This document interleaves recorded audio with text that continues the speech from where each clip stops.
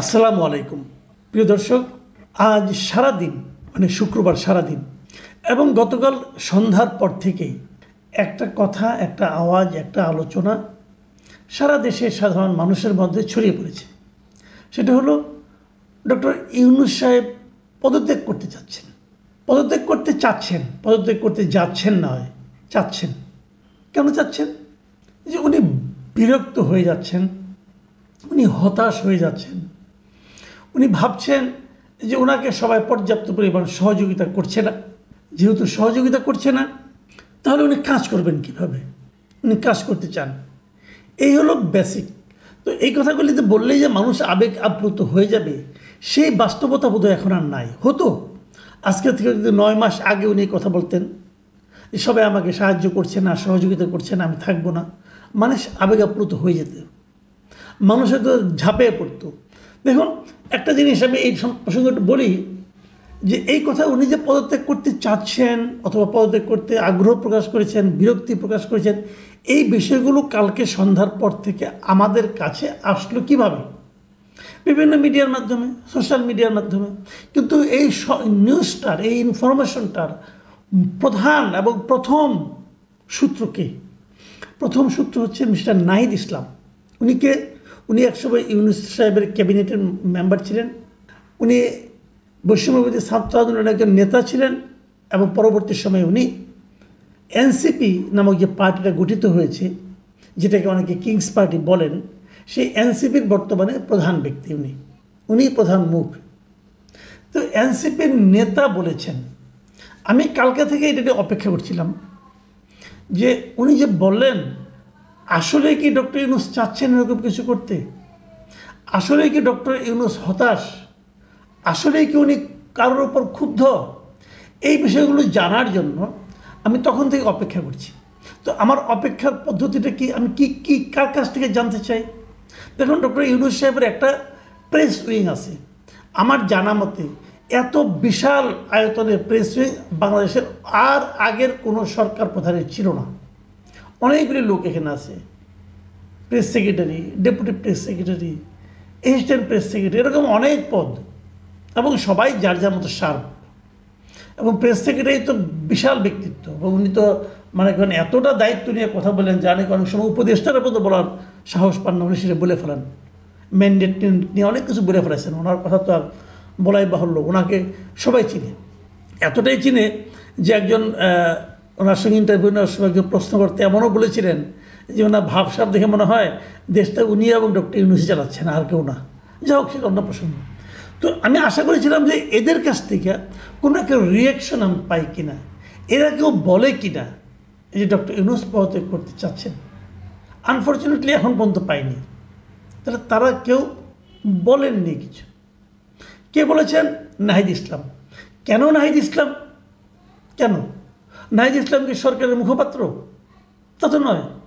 নাহিদ ইসলাম কি ডক্টর ইউনূসের মুখপাত্র? তাও তো নয়। আচ্ছা, নাহিদ ইসলামকে যে ডক্টর ইউনূস এই কথাগুলি বলেছেন, তার কোনো সাক্ষী আছে? ওখানে কি আর কেউ সাক্ষী দিয়েছে? দেয়নি। তাহলে আমরা কী করে জানলাম? নাহিদ ইসলাম বলেছেন বলে জানলাম। এমনও তো হতে পারে নাহিদ ইসলামের কাছে মনে হয়েছে, হয়তো ডক্টর ইউনূস কিছুই বলেননি। নাহিদ ইসলাম ভেবেছেন এভাবে বললে, নাহিদ ইসলাম কিন্তু একটা রাজনৈতিক দলের প্রধান, হয়তো নাহিদ ইসলাম ভেবেছেন এভাবে বাইরে এসে মিডিয়াকে বললে হয়তো তাদের রাজনৈতিক কোনো লাভ হতে পারে। হতে পারে না কি? হতে পারে। তাহলে আসলে কি হয়েছে আমি জানি না। আচ্ছা, আরেকটা কথা বলি। এই কথাগুলো নাহিদ ইসলাম কবে প্রকাশ করলেন? বৃহস্পতিবার দিন রাতে। বৃহস্পতিবারের পরের দিন কি? শুক্রবার। আমাদের এখানে শুক্রবার দিন এই বাইতুল মোকাররম, গুলিস্তান এলাকা, বঙ্গবন্ধু এভিনিউ, এমনকি শাহবাগ পর্যন্ত লোকজন জড়ো করা খুব সহজ কাজ। ছুটির দিন থাকে, অনেকেই জুমা নামাজ পড়তে আসেন। তারা তো আধা ঘন্টার জন্য এখানে বাড়তি সময়, 1 ঘন্টার জন্য বাড়তি সময় দিতেও পারেন। এই জন্য দেখবেন কিছু কিছু পলিটিক্যাল পার্টি আছে, তারা সমস্ত আন্দোলনের ঘোষণা শুক্রবারকে কেন্দ্র করে দেয়। তাহলে অনেকে কি ভেবেছিল যে আমি বৃহস্পতিবার দিন বলবো, শুক্রবার দিন ছুটির দিন আছে, সারা দেশের লোক গাজীপুর, নারায়ণগঞ্জ, নরসিংদী অথবা মানিকগঞ্জ, মুন্সিগঞ্জ থেকে গাড়ি ভর্তি করে লোক সব চলে আসবে শাহবাগে, এসে তারা বলবে না ইউনূস তুমি যেও না, তুমি যেও না, এগুলো বলবে? এরকম ভেবেছিলেন কেউ? যদি ভেবে থাকেন সেরকম ভাবনার কোনো বাস্তবায়ন দেখা যায়নি। কেন দেখা যায়নি? আসলে ওই যে বললাম, 9 মাস আগে যেটা ছিল ডক্টর ইউনূসের, সেই ইমেজটা এখন আর নাই। 9 মাস আগে এদেশের মানুষ তার উপর যতটা ভরসা করেছিল, সেই ভরসাটা এখন আর এদেশের মানুষ ওনার উপর খুঁজে পাচ্ছে না। কাজে যদি আমি ধরি যে উনি এক ধরনের সিম্প্যাথি সিক করেছিলেন, মানে মানুষের সহানুভূতি লাভের জন্য এই ধরনের কথাটা ছড়ানো হয়েছে, তাহলে বলবো সেটা একেবারেই মাঠে মারা গিয়েছে।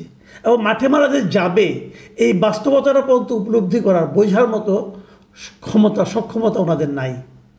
তারপর উনি বলেছেন, এখন নাহিদ ইসলাম সাহেব এখান থেকে বের হয়ে এসে কী বললেন? উনি বললেন যে, আমি ওনার কথাটাই পড়ে শোনাই। উনি যেটা বলেছেন সেটা বলেছেন যে উনি নাকি সকালেই শুনেছেন যে ডক্টর ইউনূস পদত্যাগ করতে পারেন। এটা শুনেই এই বিষয়ে কথা বলার জন্য বিকেলে উনি ওনার সঙ্গে দেখা করতে গিয়েছিলেন সন্ধ্যায়। তারপরে উনি ওখান থেকে বেরিয়ে এসে বিবিসি বাংলাকে উনি যে কথা বলেছেন সেটা আমি হুবহু পড়ে শোনাই। উনি বলেছেন যে, স্যার বলেছেন আমি যদি কাজ না করতে পারি, যে জায়গা থেকে তোমরা আমাকে আনছিলা একটা গণ অভ্যুত্থানের পর, দেশের পরিবর্তন, সংস্কার, কিন্তু যেই পরিস্থিতি, যেভাবে আন্দোলন বা আমাকে জিম্মি করা হচ্ছে, এটসেট্রা এটসেট্রা, মানে উনি আনহ্যাপি হয়ে যাচ্ছেন, ওনাকে সবাই জিম্মি করছে, উনি কাজ করতে পারছেন না। আচ্ছা, একটা প্রশ্ন আমি বলতেই চাই, 10 মাসে উনি আসলে কী কাজ করেছেন? গত 9-10 মাসে উনি যে কাজটা করেছেন, কী কাজটা করেছেন? আমি যদি বলি মোটা দাগে, উনি দেশটাকে বিভক্ত করেছেন, দেশটাকে ভাগ করে দিয়েছেন। উনি কোথায় দেশটা শান্তির লক্ষ্যে দেশটাকে ঐক্যবদ্ধ করবেন তা করেননি, উনি দেশটাকে ভাগ করে দিয়েছেন। উনি মব ভায়োলেন্সকে এক ধরনের প্রাতিষ্ঠানিক বৈধতা দিয়েছেন। মব ভায়োলেন্স যে কী পর্যায়ে পড়ছে আপনি চিন্তাও করতে পারবেন না।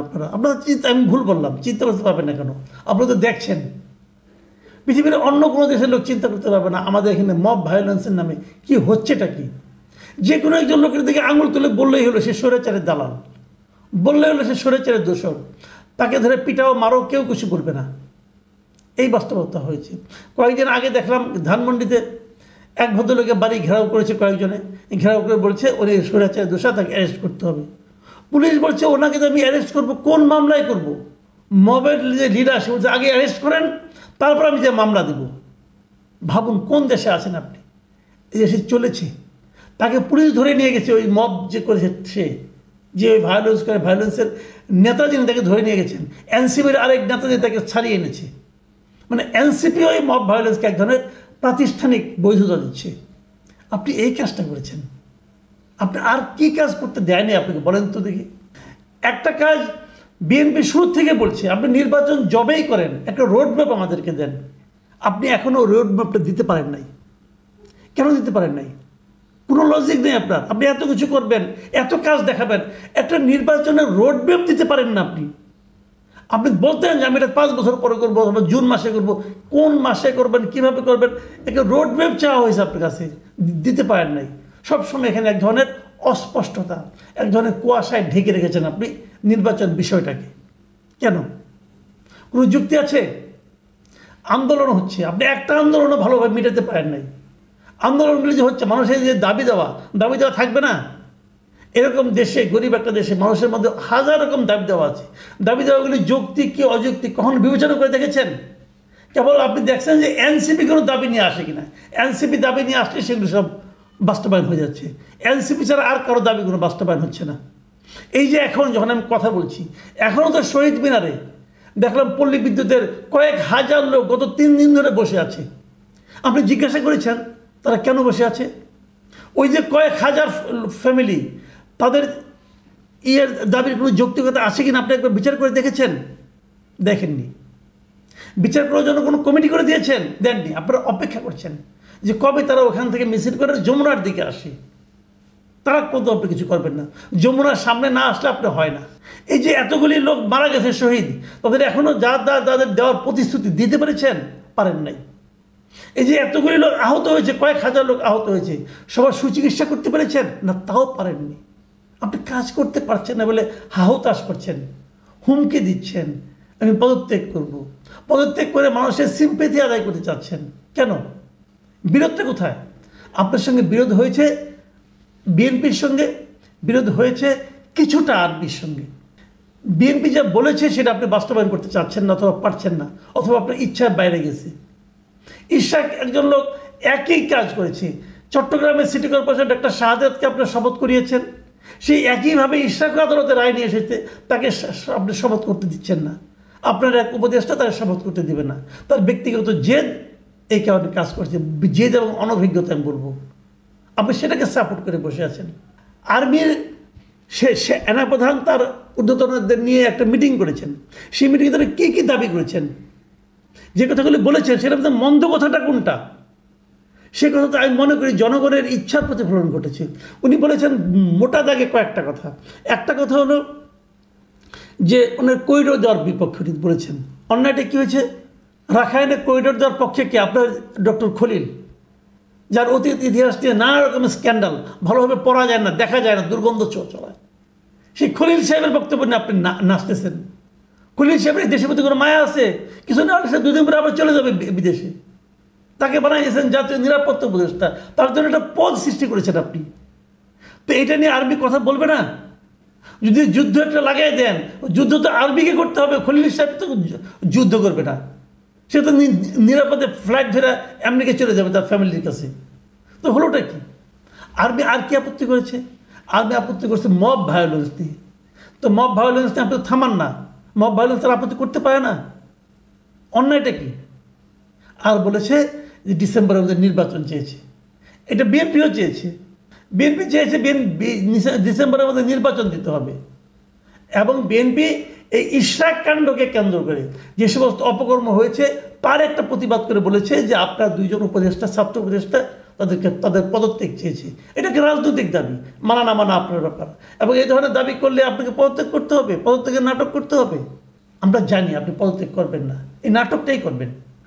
আমার কেন যেন মনে হয় বাস্তবতা এখন যে মুহূর্তে এসে দাঁড়িয়েছে, যে অবস্থায় এসে দাঁড়িয়েছে, এই উপদেষ্টা মণ্ডলী, এই ক্যাবিনেট রিসাফল ছাড়া করা আর কোনো উপায় নাই। এদের উপর সাধারণ মানুষের কোনো আস্থা আছে এটা আমি মনে করি না। ডক্টর ইউনূস থাকতে পারবেন হয়তো বা, যদি ওনার সঙ্গে যাদের সঙ্গে আছেন, যারা ওনাকে ঘিরে রেখেছেন, যাদের মধ্যে অনেকেই এরই মধ্যে দুর্নীতির জড়িয়ে পড়েছেন, তাদেরকে সরাতে হবে। ফ্রেশ অ্যান্ড এফিশিয়েন্ট লোকজনকে দিয়ে আপনার ক্যাবিনেটকে রিসাফল করতে হবে, পুনর্গঠন করতে হবে। তা না হলে হবে না। এবং পুনর্গঠিত ক্যাবিনেটে অবশ্যই ছাত্র প্রতিনিধি, এই সমস্ত বাচ্চা কাচ্চা থাকা চলবে না। কেবল তারপরে তাকে নির্বাচনের সুনির্দিষ্ট তারিখ ঘোষণা করতে হবে এবং যে কোনো ধরনের মব ভায়োলেন্স শক্ত হাতে দমন করতে হবে। যদি এগুলো করতে পারেন, কেবল তাহলেই আপনি পদত্যাগ করতে চাইলে সবাই এসে আপনাকে হাতে পায়ে ধরবে না, আপনি থাকেন। মানুষের প্রতি ভালোবাসাটা তৈরি হয় কিসের উপর? ভালোবাসাটা তৈরি হয় তার কাজের উপর।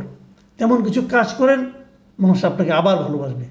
প্রিয় দর্শক, এখন এই পর্যন্তই। আল্লাহ হাফেজ।